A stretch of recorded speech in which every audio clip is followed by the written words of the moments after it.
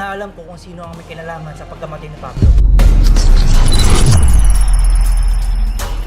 Habang naglalakad si Bubbles at Imong sa Quiapo, dumating naman si Jelly at napatanong kay Bubbles kung bakit ganun ang kanyang suot na damit. Sumagot naman si Bubbles na dahil daw ito sa kumpanya na kanilang pinuntahan para mag-apply ng trabaho. Nabanggit ni Bubbles na balak siyang pagsamantalahan sa kumpanyang yon at buti na lang daw ay nakapalag si Bubbles at Tanggol kaya napigilan ang tangkang pangmumulistya sa kanya. Si Jelly naman ay humingi ng pasensya kay Bubbles dahil siya daw ang nagrekomenda sa nasabing kumpanya para makahanap ng trabaho si Bubbles at Tanggol, habang si Olga naman ay nilibot ang Quiapo dahil sa pagnanais na makita si Samantha o Bubbles na kanyang anak. Tiyempo naman na nakita nito na nag-uusap si Bubbles, Imong at Jelly kaya agad niya itong nilapitan at kinumusta si Bubbles kung anong nangyari.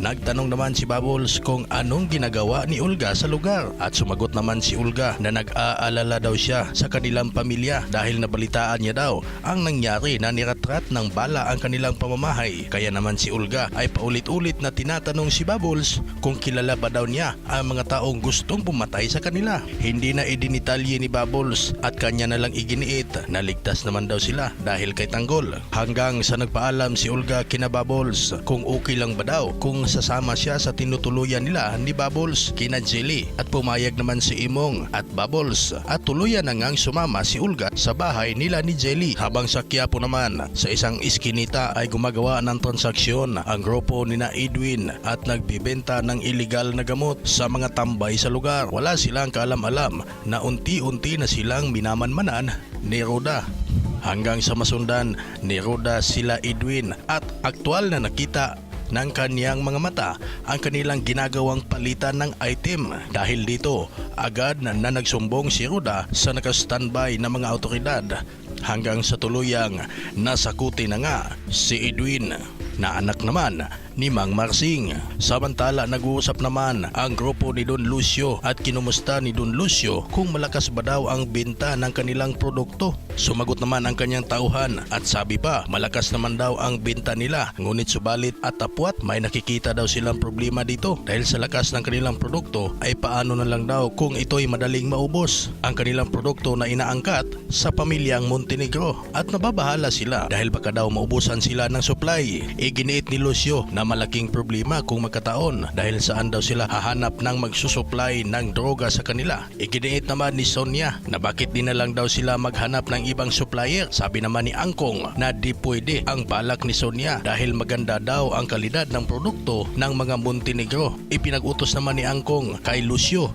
na tuklasin kung saan umaangkat ng illegal na produkto ang mga Montenegro. Samantala si Don Julio ay pinayuhan si Ramon na hanggat di pa daw nila napatunayan na tinatrader sila ng mga kabalyero ay dapat daw kaalyado pa rin ang turing nila sa mga ito. Sabi ni Ramon na iba ang kanyang kutob lalo't nakikita niya sa mga kinikilos ni Facundo. Iginit naman ni Don Julio na di muna daw sila dapat singilin, na hindi daw muna nila dapat singilin si Facundo dahil nagluluksa pa ito. Ngunit hindi sang-ayon dito si Ramon. Sinabi ni Don Julio na hindi daw sila dapat magpadala sa paikot ni Senyor Facundo dahil wala daw pwedeng gumawa sa kanila ng ganyan. At dagdag pa ni Ramon kung paano na lang daw kung talagang trina-trader sila ni Senyor Facundo. Sagot naman ni Don Julio ay wala pang tuma-trader sa kanila na di nila pinaparusahan. Sa kabilang banda, habang umiiwas si Catherine kay David ay patuloy naman itong bumubuntot at ipinagsiksikan ang kanyang sarili para kay Catherine. Kahit sinabi na ni Catherine na gusto niya nang mapag-isa, pinigilan ni David si Catherine at nakipag-usap si David kapag ikinasal na sila ay di na mararanasan ni Catherine ang magiging mag-isa. Sa ibang senaryo ay naiinip naman si Tanggol sa loob dahil natagalan si Marcelo sa pag-uusap nila ni Facundo. Habang nagdesisyon siya na lumabas muna para hanapin si Marcelo, sa labas ay nakita sila ni Catherine at tinanong agad ni Catherine si Tanggol kung nandun din ba daw siya para sa lamay ni Pablo. Sumagot si Tanggol na di daw dahil sa burol ang kanyang pagpunta at may iba daw siyang sadya. Mataray namang sumagot si Catherine na alam ba daw ni Tanggol na private property ang kanyang napasukan at pilit siyang pinapalis sa lugar.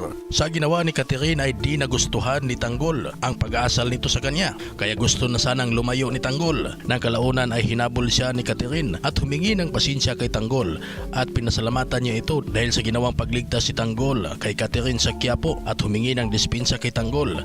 Ayon pa, dahil daw sila ay namatayan kaya ganon ang kanyang emosyon at di daw niya intensyon na pagbuntungan ng galit si Tanggol. Si David naman ay nakamasidlang malapit sa kinaroroonan ni Catherine at Tanggol at damang-dama ang matinding selos at sinugod niya kaagad si Tanggol at pinagsusuntok. Di naman siya nakapalag nang tutukan siya ng baril ni Tanggol at binalaan na kung susuntok pa ulit siya ay ipuputok niya ang baril sa ulo ni David. Dahil sa nangyari ay nagsumbong agad si David sa kanyang ama na si Rigor Di Magiba na nandoon din sa lamay ng anak ni Senyor Facundo, kaya di na nag-aksaya ng panahon si Rigor at tumawag na ng backup para tugisin ang grupo ni Tanggol. Buti na lang ay mabilis na nakatunog si Tanggol at kanyang grupo, kaya nakipagsabayan na din sila ng putok sa mga otoridad at kasama na nila si Maduna na nakipagputukan sa mga alagad ng batas. Magkakalabas kaya ang grupo ni Tanggol sa hasyenda ng mga kabalyero na ligtas? Yan ang pagkakaabangan sa ating FPJ's Batang Quiapo Story, hatid sa inyo ng Kuko Martin Serye. Kung nagustuhan mo ang ating video at bago ka pa lang sa ating channel, mag-comment ka sa comment section, pa-like at pa-subscribe na din at pa-hit ng notification bell upang sa ganon ay manotify ka sa mga bago nating content. Maraming salamat po. Adios, benditos, benditas.